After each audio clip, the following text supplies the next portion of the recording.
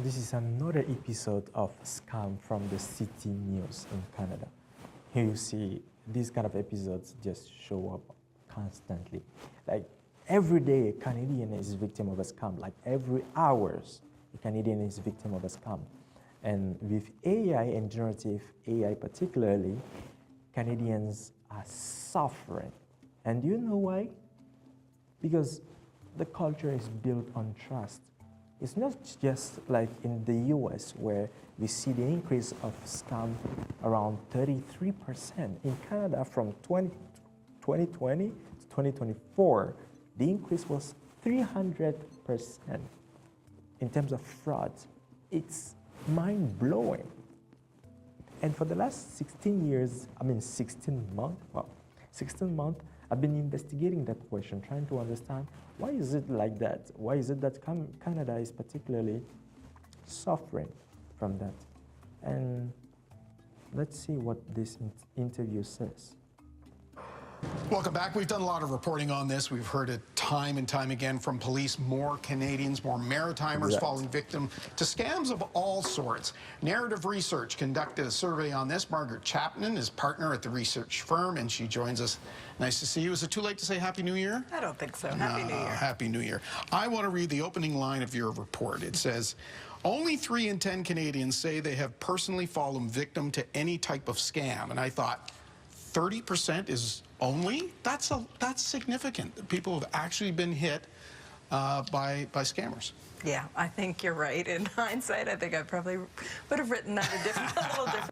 Actually, the latest publicly available statistic published by Gaza, and which is just the Global Anti-Scam Alliance, and the Canadian Bankers Association, make it worse. It was a sample of more than 1,000 people who got assessed. And I will really urge you to read that. It's heartbreaking. It's a lot of people that have actually fallen victim to some kind of scam, whether it's a phishing attempt or online scam or phone scam. And your respondents, 1,200 respondents, and some of them, or many more than that even, know somebody either within their family or close connections who have fallen victim? Yeah, about half of people know someone else who's fallen victim. And that's not talking about how many people are actually targeted. That number is much, much higher, which gives rise to a lot of concern. We're pretty trusting sorts, we Canadians. Does that hurt? Probably, although our results really show that people are A, concerned, and B, pretty vigilant about taking action, doing a lot of things to try and protect themselves from just being skeptical about things that come in, that phone number that you don't recognize, or that email that sounds too good to be true. People are becoming wary of those sorts of things. Is there one group, age group, gender, demographic that seems to be more susceptible to falling prey to these? Yeah, that's what was really interesting in these results. It's really across the board. Okay. So age-wise, across the country, gender, income, education level, it's really across the board. Is there a risk of... Unfortunately, I feel like it's not quite precise. The stats tell us that, unlike what you and I would think, younger people are even more vulnerable to scams, unfortunately. And in the previous question, she mentioned being skeptical. Unfortunately, the most increasing and most challenging type of scam that we have right now is what we call social engineering-driven scam. Basically, it's really about manipulating the victim and getting the victim to operate or to send them money eventually. It could take a long time, which is what usually we refer to in cybersecurity, pitch butchering, which is really about engrossing and nourishing your victim to the extent of him or her being so vulnerable that they could literally sell their house, send you money. And we have a lot of them, a lot of these situations coming up. You see, it's not really only about being cautious or being, skeptical around scams. No. More than that, we need to be ready to discern, to figure out if this conversation is genuine, if we should be suspicious or not. And it's a lot of parameters that could be humanly impossible to do every day because we are exposed to scams every day. Almost, let's put it that way. So let's continue the video. If you'll only answer the phone if it's a number that you recognize, for example. Yeah, I think it's a fine line. So a lot of people, almost everyone told us they're doing something to try and protect themselves. And the main things that people are doing are just being really wary and kind of looking closely, being a little conservative about whether they believe something that's come in. And that's where it kind of starts to tread the line of where legitimate businesses that are doing outreach to the public have trouble convincing people that things are real. Well, you've got a good example of that. Yeah, so in our business, we reach out to people for their opinions, and we often offer contests to try and incent people to take part. And it's actually really hard to convince people that they're legitimately the winners of those contests. People are so skeptical that because it sounds too good to be true. So I applaud people for being wary and cautious, but at the same time, I think we need to make room for businesses to actually do their You see, the inconvenience and the issue, just like Margaret said it, I mean, she brilliantly put it that way, is that unfortunately businesses are struggling. But how can we really actively resolve that? We can't ask somebody not to be worried, to be suspicious, to be skeptical. No. You know, again, looking at demographics, is one cohort perhaps better at being proactive? Or, you know, again, is it across the board? It's the only area actually in all of these results that we saw any demographic differences. Actually, women and people over the age of 55 tend to be more proactive in taking action, changing their passwords more often, making sure that their operating system is up to date, and then again, those kind of reading things very carefully when they come in, or being really cautious when they get a phone call from a number that they don't recognize. Yeah, that's interesting. Any insight as to why that might be? Actually, it's even a little bit nuanced. Women and people over not 50 but 60 are actually even more vulnerable to scams. And I'm happy that she put it this way, that they are the one who are more prone to be taking actions against that. That's good. Might be. Probably because of just how things have advanced. So technology is making scams much more difficult to track, and I think people are probably on the defensive a little bit and taking action. Yeah. You've talked about the telephone, email, of course, text, AI increasingly being used for scamming. Is there a favorite method that you find people are trying to be duped with? That the scammers employ? Yeah, you look at the statistics that we have nationally on the number of people that are falling victim to these kinds of crimes, and it's really a whole variety, from phone scams, romantic scams, online emails that are unsolicited, and then those kind of phishing attempts. It's all about money.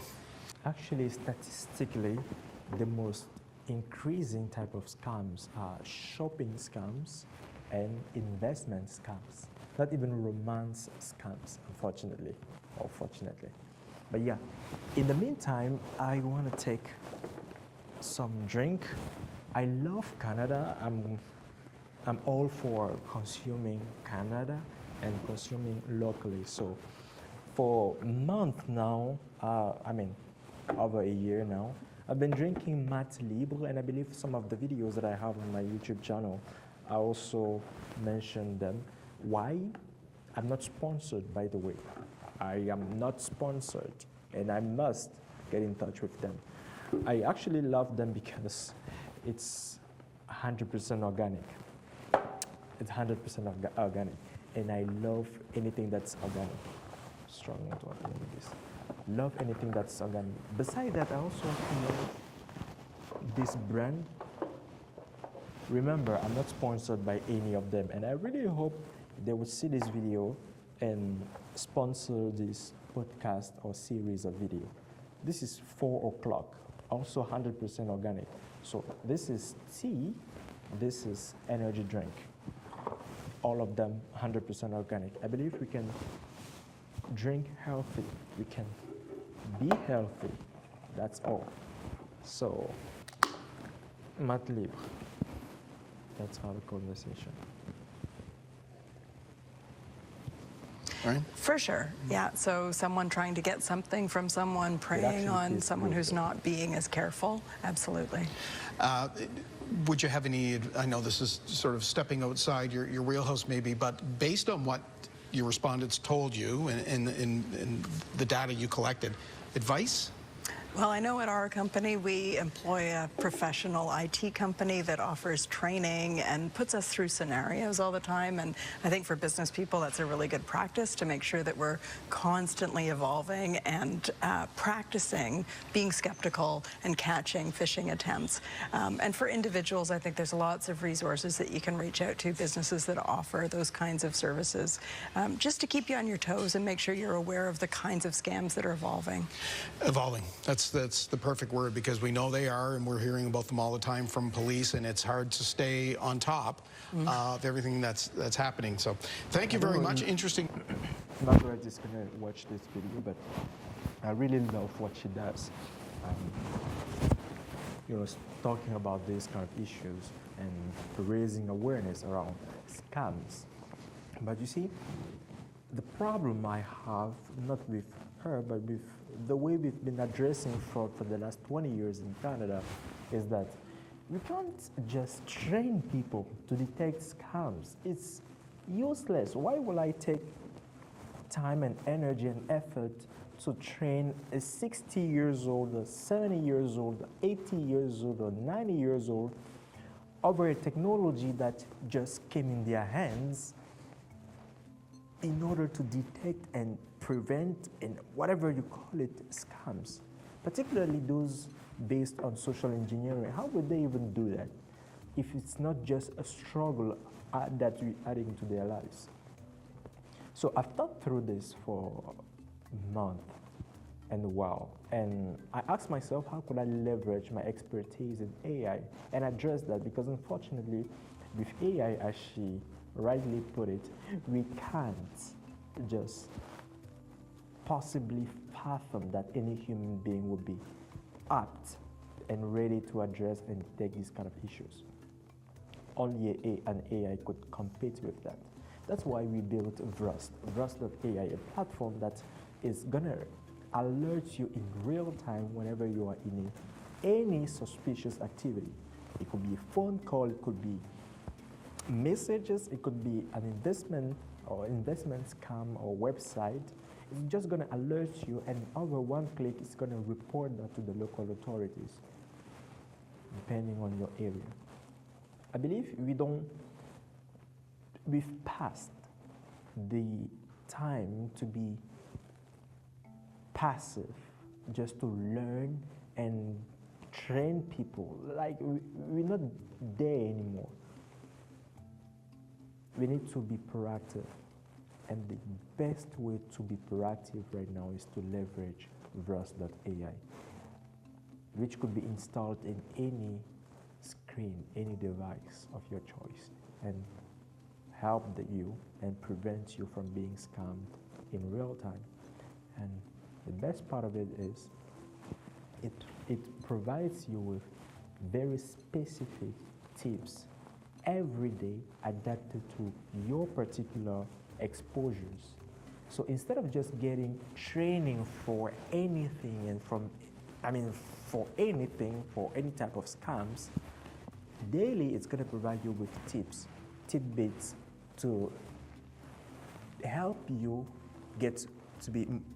help you be more aware of the type of scams that you particularly are exposed to, and let's say more vulnerable to, based on what you've been exposed to on the platform. So connect on Vraust.ai, and I genuinely hope to be in touch with Margaret and have a podcast episode.